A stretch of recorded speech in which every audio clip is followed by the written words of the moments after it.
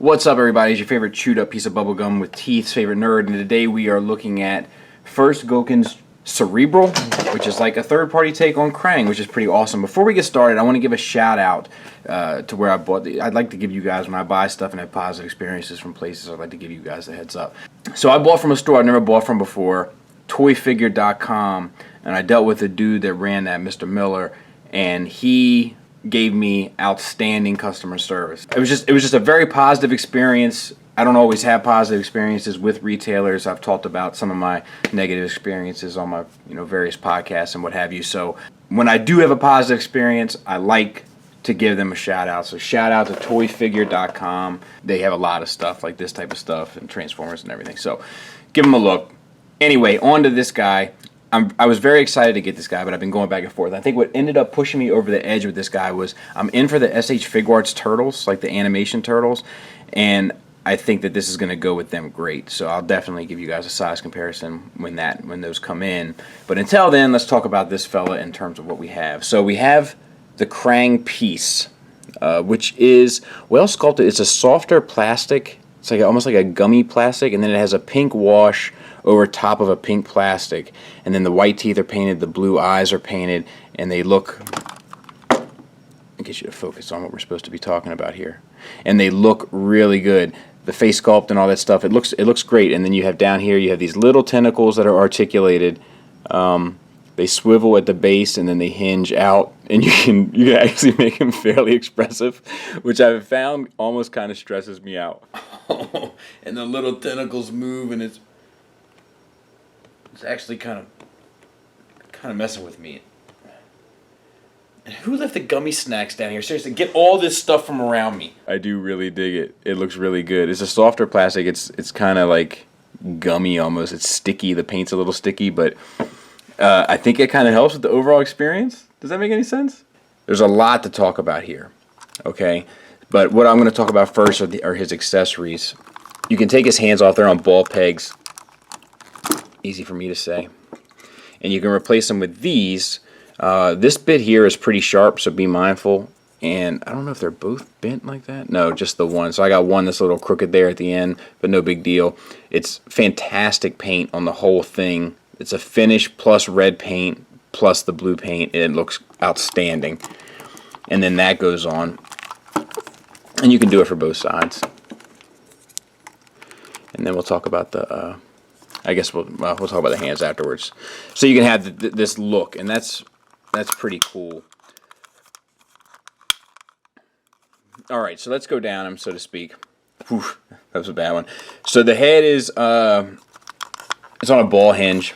Actually, it might be a hinge inside that's connected to a long ball peg. That's what it feels like. Either way, it's effective. I think that all the shading that's done on the skin tones, I think that's airbrushed. I don't think that's a wash or anything. I think that's airbrushed, which is pretty impressive. All the silver is painted silver, and these are extra pieces. They're locked into clips here and on the back, and they're a softer plastic so they can move around. That's cool. Yeah, these shoulder pads here, they're die cast. They have silver finish on them and a red paint. They're connected to a ball joint up on the torso, which I'm not sure you can see, out to a hinge so you can get up and around. They don't hold the position, but you can get them around the body, which is what you need them for. Also, this torso piece has a bit of an ab crunch, a little bit up, a little bit back, just ever so slightly.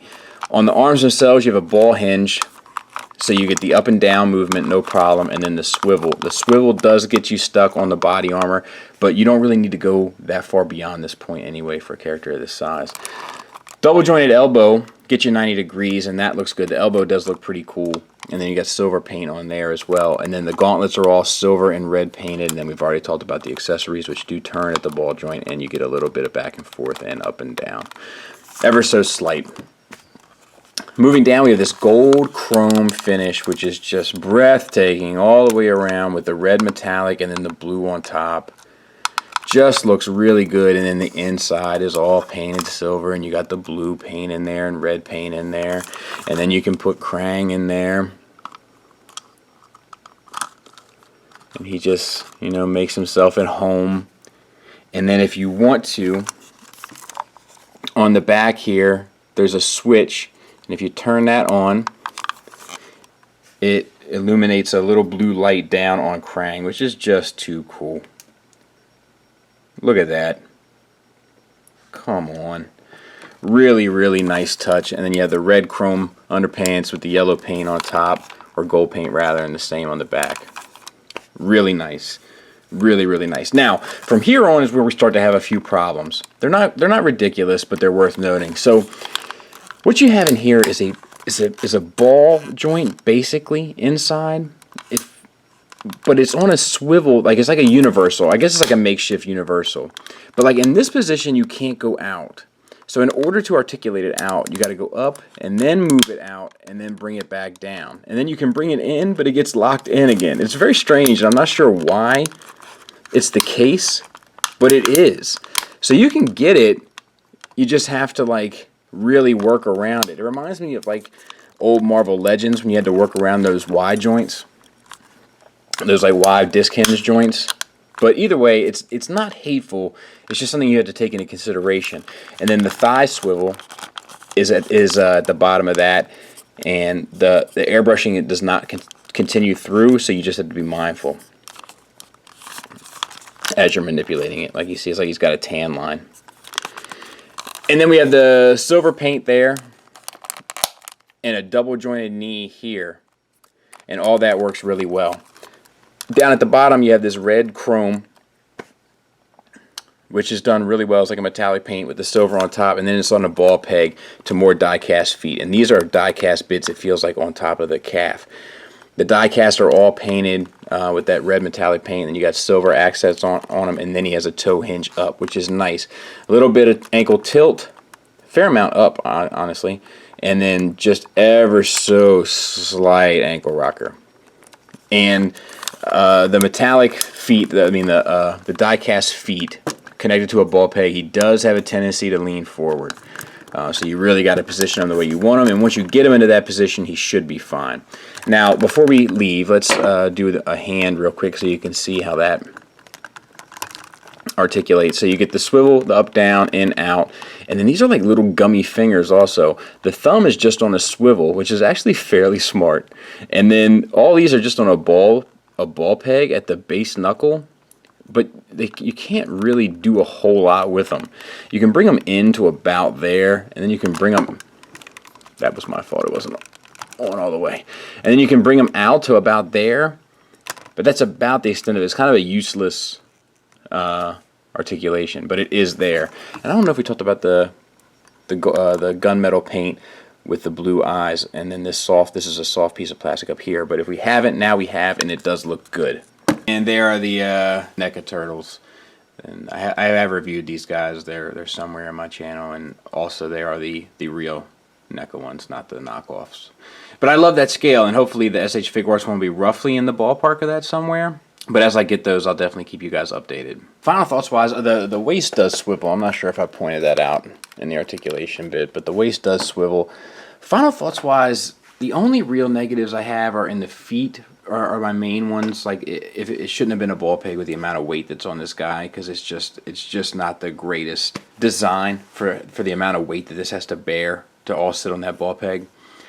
And then I'm not crazy about the thighs, how those work. I wish that would have just been a ratcheted universal like we see in Play Arts. Like if it was that type of a system there, I think we'd have a more secure, more stable, more posable figure. Like those two joints are limited, and those two joints are what allow you to do a lot of your articulation. So that's where the problems really fall into, is in the articulation. It's mainly in the hips and in the ankles and then these fingers, which are pretty much useless.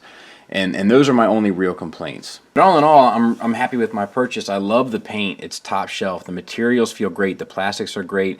And the die cast is great. To get back to the paint real quick, like there's metallic paint, there's chrome finishes, there's airbrushing, there's tons of stuff going on there, which makes for a very dynamic figure. The articulation in the arms for the most part is great, as is the head and the waist and the ab crunch and all that stuff. It's just those two places. Even the knees work really well. Even Krang's little articulation adds an awful lot of character.